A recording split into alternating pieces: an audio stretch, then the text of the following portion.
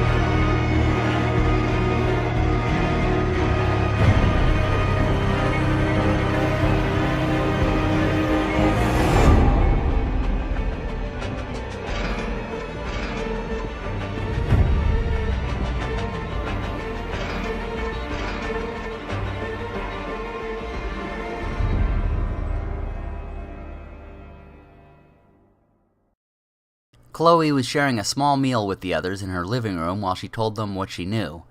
She had been on the roof of the radio building smoking a joint when the missiles came. She had even seen them racing through the sky, and she saw the nearest one explode. She had expected to be incinerated, but that didn't happen. Instead, there was just a bright light that faded quickly into a cloud that dropped over the city.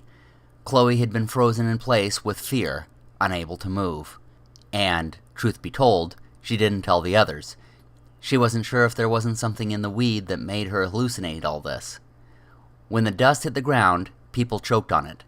Most died quickly, and their bodies convulsed on the ground. A few minutes later, they began to rise again, this time moving strangely. Chloe hadn't waited to see more.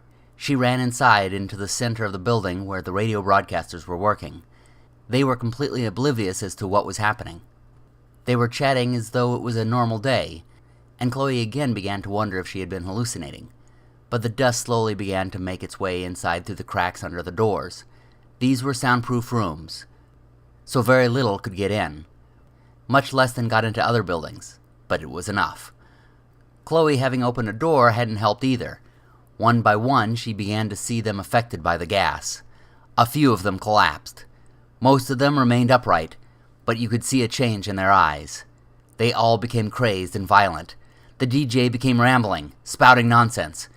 When he reached the point that he sounded like Trump, Chloe knew he had completely lost his mind, and she knew she had to escape.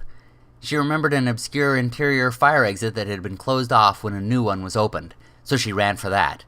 The laughing horde followed her, but they didn't see as she rushed inside and escaped. Everyone sat in silence as Chloe finished her story and she lit up a joint. They had a million questions regarding where the missiles had come from. How did they turn the living into the walking dead? How was she immune? But what was most important was that Derek then said, "We have to get in there and stop them before they kill more people." He then caught Chloe up on what had been happening to their group. Chloe looked lost, forlorn. These had been her friends, her co-workers, but she had to remind herself that their minds were no longer their own, and she nodded, determined. "I can show you where that secret stairwell is," she said. "We're going right back to where we were?" Derek asked. "Yeah, but this time we'll have a better way in," Karen explained. "I've always wanted to kill a DJ," Jamie said.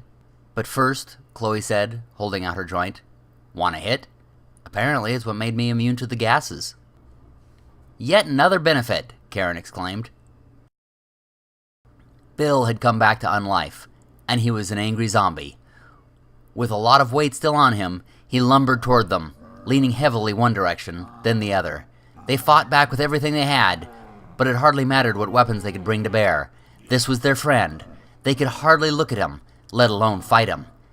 In game terms, They were failing rolls left and right with huge negatives due to the nature of fighting a former friend. The noise began to attract other zombies in the area, who ambled in their direction. A crowd was gathering at the gate. Then shots rang out, and the outside zombies fell one by one into a heap. Marion and Trish looked toward their rescuers with relief, but their smiles were quickly turned into confused and fearful frowns. Their rescuers were not their friends, but rather an untidy bunch with uneasy grins on their faces. They looked like they could be the zombies themselves, if not for the weapons they were using. One of them shot Bill the zombie, which fell in a heap at Trish's and Marion's feet. He then turned on the two women behind the iron gate, and his smile widened. Tommy, Nasiba, and Jessica raced up in their car to the DIY center. They first saw the pile of bodies at the gate. Getting out of their car, they also saw Bill's body slouched on the ground. Trish and Marion were nowhere to be seen. Tommy and the others didn't dare call out. That would attract more of the Walking Dead. So they moved cautiously inside the building. There they found a pair of dead cats, both of whom were striking poses as if they were attacking someone when they were killed. The small group was more cautious as they moved toward the atrium. Coming upon it, they found it was empty. They also searched the rest of the store with the same results. Trish and Marion were nowhere to be found. They had been taken.